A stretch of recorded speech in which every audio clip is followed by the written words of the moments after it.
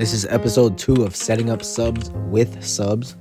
Today we're going to look at the relationship between the guillotine and the triangle. We're also going to cover a common mistake people make when defending the guillotine that puts them into the triangle. And then, last but not least, we're going to look at the defensive side, so what we can do as the player under attack to try to prevent this transition from happening. So as a simple place to start, we have Mika Galvao showing basically the most simple transition from the guillotine to the triangle. So it's from full guard, and when our opponent looks to address our grip, it's the perfect time for us to throw our leg over and start to enter that triangle. It's also important to know that we can do this with the arm in or the arm out. So either way, we're good. The only time we cannot transition to the triangle is when we have this style that you're seeing here, this style of guillotine where we have that leg, we have our shin kind of like a bar across our hip. In this case, we have a better plan B attack, which is the anaconda, which is my favorite choke and transition. Shout out Dan. So when you take a look here, Silver Fox is showing it with an arm out guillotine, but it's definitely a lot quicker when you do it from the arm in because you don't have to swim that arm through. So in terms of the transition to the anaconda, we can do it from the arm in, which is the best. We can do it from the arm out. And then in terms of legs, we can do it from that shin bar, and we can do it from half guard as well. There is, however, one place that we cannot transition to the anaconda, and that's going to be from the closed guard. But don't worry, that's why we have the triangle transition. So the first clip we're looking at is Paddy Pimblett versus Bobby Green. So Bobby Green shoots a head inside single. Paddy Pimblett grabs the head and arm, and he jumps up on that guillotine. Now notice, he already has that leg over the shoulder. So he's in triangle territory now. How did this happen? In this guillotine triangle context, grabbing a single leg with your head on the inside gave Paddy Pimblett a lot of room to clear that shoulder, or to clear that arm basically, of Green to get into triangle territory. Like if you take a look, you can see how much space there is for that right leg of Paddy to just swing around the arm. The very cool thing about this exact position is that Paddy Pimblett doesn't have to do any work to clear that arm and get his leg over Bobby Green's arm.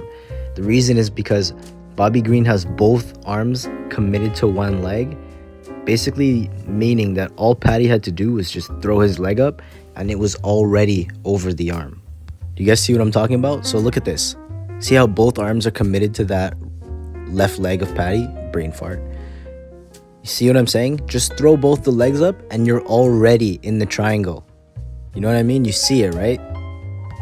Now, on the other side of the coin, one thing I think Bobby Green could have done differently to avoid being put in this triangle is, number one, pop your head to the outside.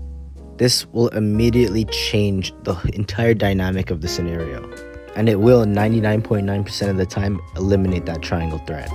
On top of that, when you pop your head to the outside, you're in an ideal position to grab those legs and just dump them to the side with a double leg, making sure that you clear those legs to the side and land in a side control position.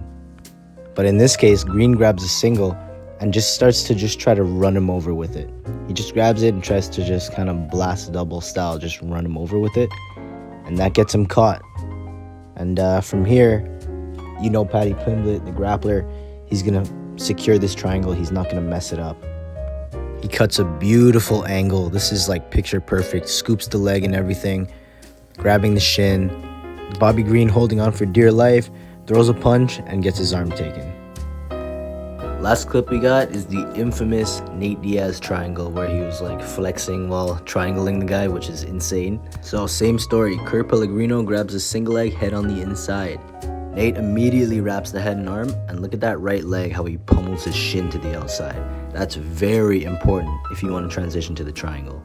Now as Kurt lifts him, he uses that to go with it, and he kicks off the cage and bites his triangle on the same side that he's biting the neck with his arm. Now that he has the triangle, the arm can come out, and from here, he knows that he has the triangle. He knows it's about to be done. He locks it up, adjusts, cuts a beautiful angle, and there goes the bird, the flex, He still is gonna make sure that he maintains that angle, that kind of side on right angle. And there's a tap, and it's over.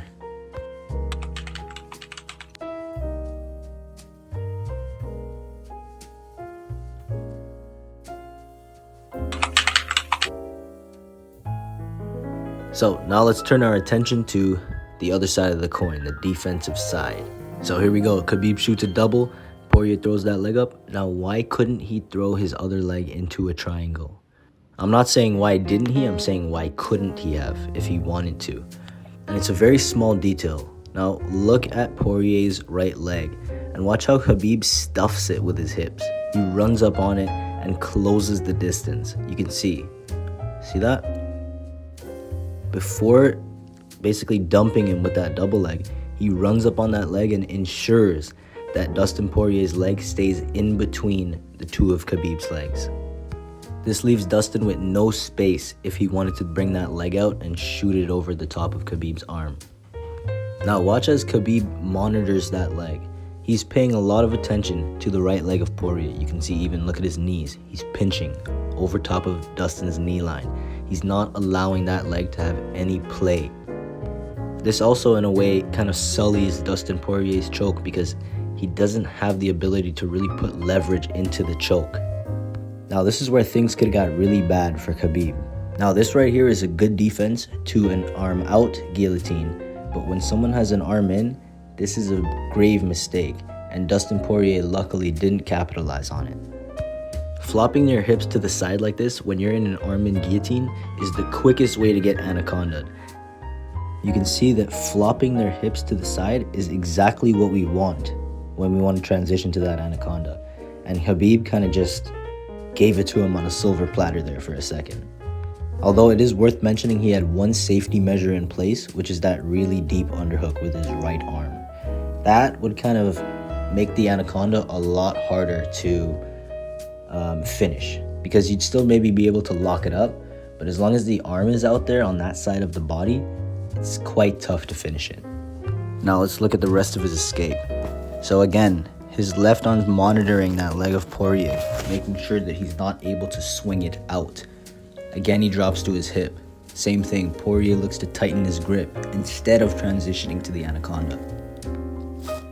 From here, Khabib stays on his hip. You can see he's just waiting, buying time. You can tell that the choke's not completely on because Khabib's just waiting here. Now, another thing he does, I think it's on the third time he drops his hip. So right there, he drops his hip and he slips his elbow out. Now he's completely out of danger. But look, his elbow comes back in. He sits back through, but that's where he pushes on the elbow and pops his head out. One quick jerk, pause. You can see, instead of just pushing, all it takes is one quick boom, and his head pops right out. Take a look one more time. You can see how he quickly snaps it out. Boom, right there. Now he's out. Now the head comes fully out. He's in side control. He's ready to work. Poirier turns into him. He captures both of the legs. Starts to look for that wrist ride, that Dagestani handcuff. Goes 2 on 1. And this is Khabib's game right here. Steps up into like a technical mount kind of. And he's just, from here he's dominating. So that's it for today's video, guys. I hope you enjoyed. Hope you learned something.